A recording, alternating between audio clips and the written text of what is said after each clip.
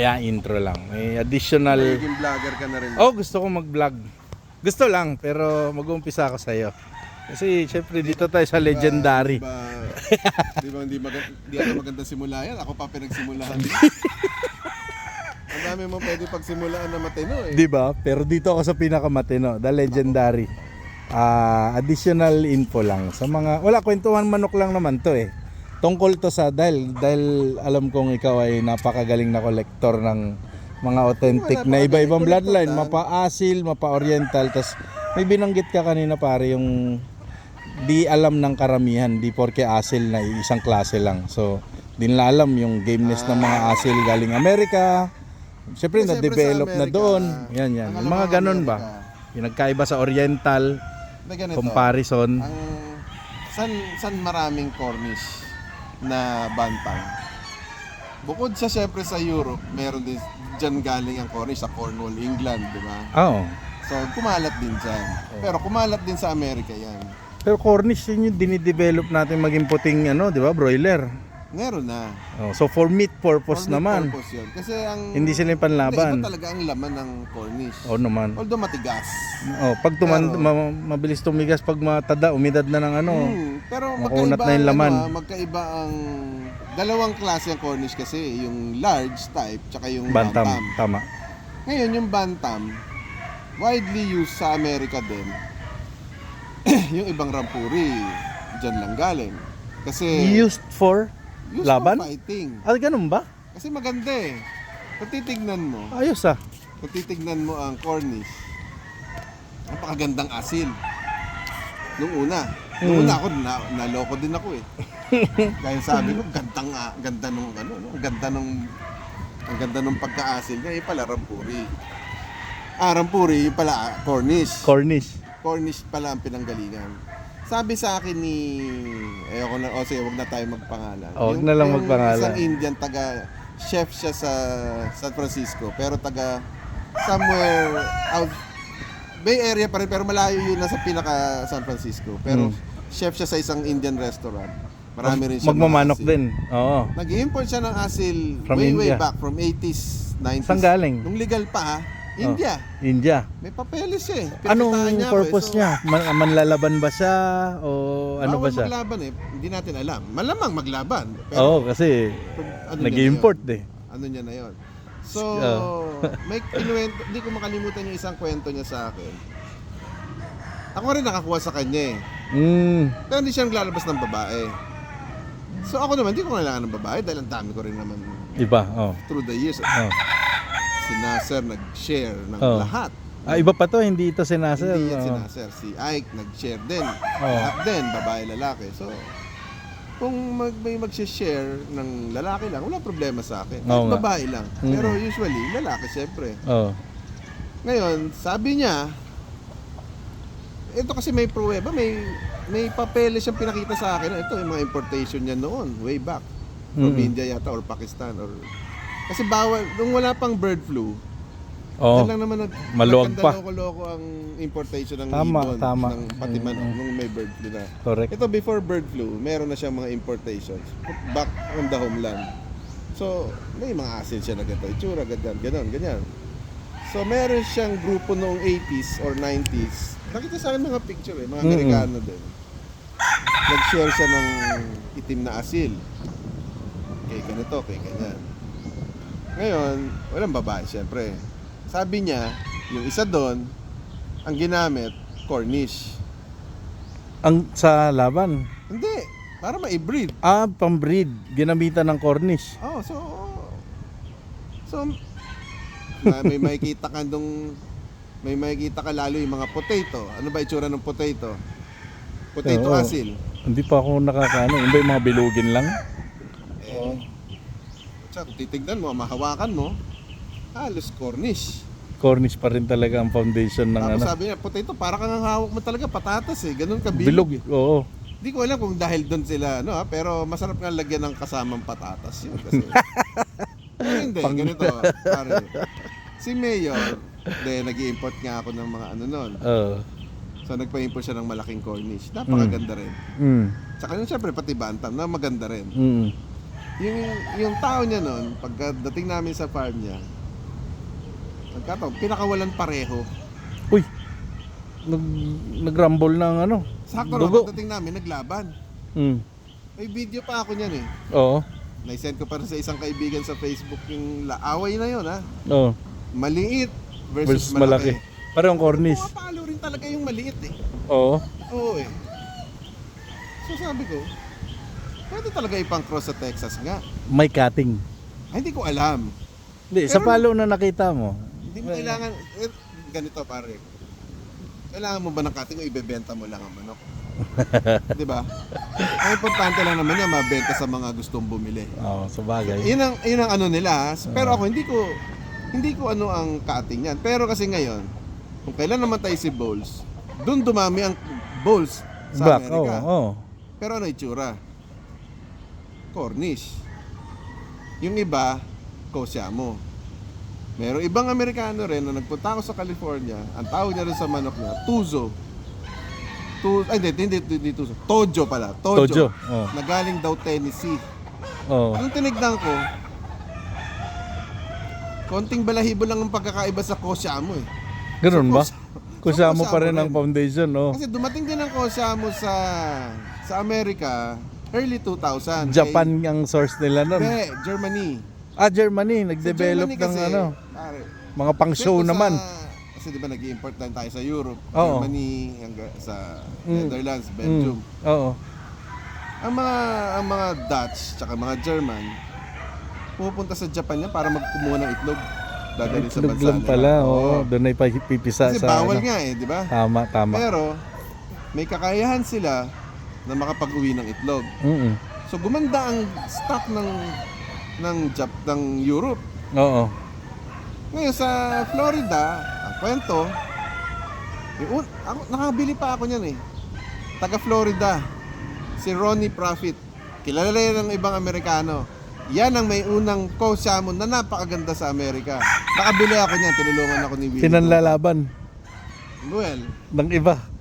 matapang eh. Oo. Eh, baka Matapang yun na yung Kosiamo. dinevelop. Siya rin Sabay, yung may malay. ikiklaim pa rin nila Galing din na... ng Germany. Hindi ko alam kung itlog pinuslit Okay. or legal inano. Hindi ko na alam. Pero kumalat na yan doon. Pero doon galing yan. Alam ko history kasi na-experience ko mismo dahil bumili ako mismo dyan eh. Oo. Way back yan ha. Mga before that 2010. May Kosiamo ako galing dyan. Ang tapakatapang. Pero hindi naman nilalaban yan. Pero tinawag na kung ano-anong pangalan yan eh. Oo. Tsaka negosyo yan. Ngayon, mga Meksikano, Pilipino, bibili yan eh. Basta, alam mo naman tayo, may colonial, kahit naman ako guilty. May colonial mentality tayo eh. Basta mano, kailangan ganito, ganyan, Oo ganun. nga. Diba? Tsaka, alam mo naman sa Pilipino, biling-bili yung magandang kwento. Siyempre. Pero yung kwento ko, totoo yan. Oo. Ikaw mismo yun eh.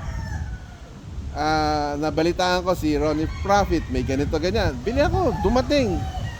Red na Kosiamo, may Malay pa.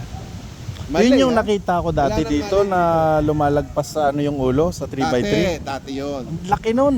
Ay ba yun? So, Galing Europe yun. Ganun ba? Yung Wala kang galing di mo US, na-maintain hindi yan? eh. Tumakbo lang konti, pagod na eh. Okay. Namatay yun, yung galing kay Nawala pa. Ronnie Profit na Mm. na Malay. Pero yung Kosiamo, napabreed ko yan. Kumalat ngayon sa Amerika yan. Mm. Kahit yung nasa California, Mm. yung mga nag-originate lahat yan dun. Doon Pero syempre, siguro may iba na rin nagpasok ng itlog or Oo kung nga, ano man. no? Siyempre. Kasi pwede naman Source. nilang gawin ng legal yun eh. Oo. Alam ko rin yun. Kaya huwag na natin pag-usapan kung Oo. paano gawin ng legal yun from Europe to US. Oo. Basta through Canada yan. Oo. Andun ang ano. May way yan sila. Pati Kalapate, ganun. Mm. So yun ang ano. Sa Amerika, lalo yung maliliit na ganito, ganyan, ganon. Alam mo na kung sa galing yun. It's either Kosiamo Mm. or Cornish. Pag maganda-ganda ng katawan ng konti, hindi masyadong bilog na may ano, medyo Kosiamo yan. Okay. Pagka yung mga dami niyan sa Amerika, yung may bulls, lalo yung yung yung mga kino-commercial noon, may asil si ganito, si ganyan. Pag hawak mo, punong-puno ng laman. Oo, cornice talaga. Cornish na talaga yon. So, Tingnan mo sa tuka pa lang, itsura, mata, So, matanong ko lang. tilaok, isa. Siyempre, from history na ang project ng iba ay for meat, yung iba naging direksyon ng papunta sa pangsabong. Hindi, Ano ganito. ngayon ang parang bang reliable na masasabi mong karakteristik ng dugo na sabihin na ganito. lang natin nandito sa'yo. Wag yun nandun. Diba? Kasi pareho kang may hindi, oriental, ganito.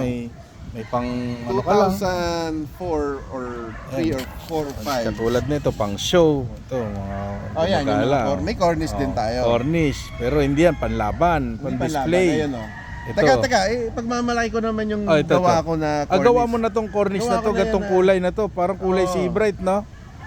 May Silver, isa pang maganda, silver oh. lace na cornish yan, Silver pare. lace pala. Ito, isa maganda, oh. Yung magkakapatid dyan. Kaya pala. Ayun, may Kaya lalaki, nandyan yan may sila. lalaki na maganda eh.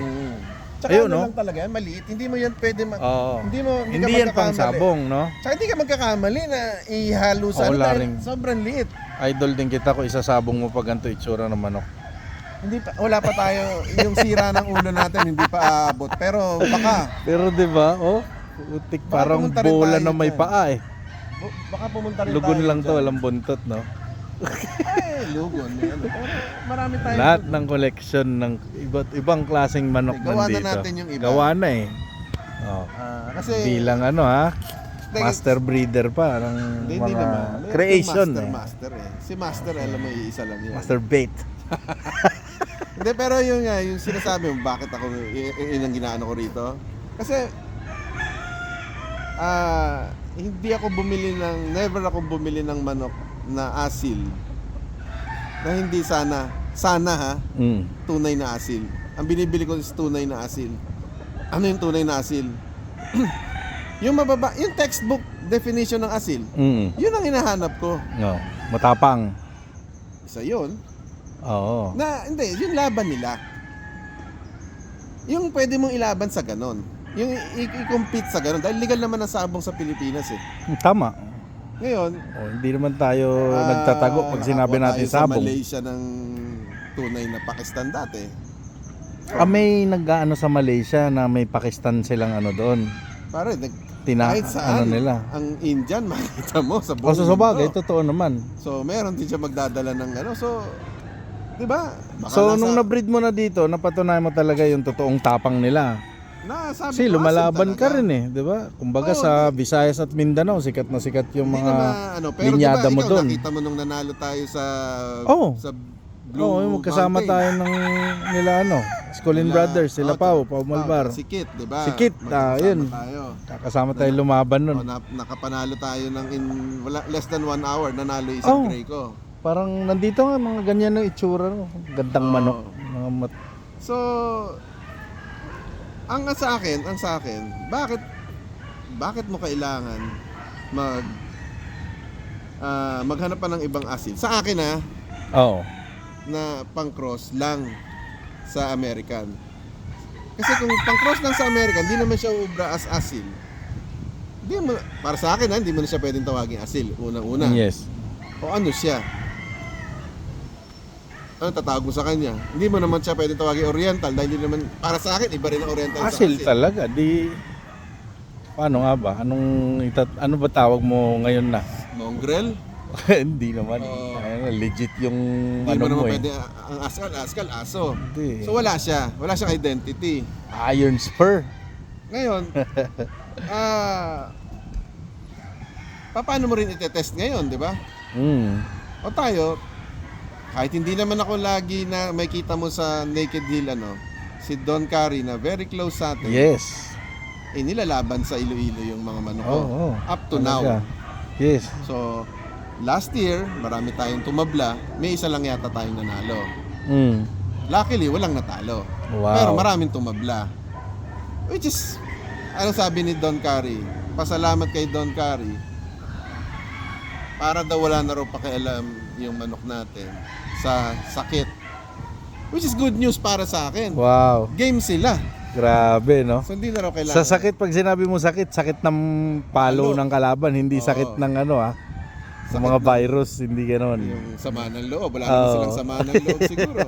Yung sakit ng sama ng loob. Sakit ng palo ng kalaban, hindi na So, nila dinadama. Yun ang testing ng Pures. Tama. Not necessarily pure ganito ganyan. Pwede, Tig naman. pwede pa rin naman. Ako meron akong 3-way na asil. Oh. Asil, sabihin natin, sa Viper.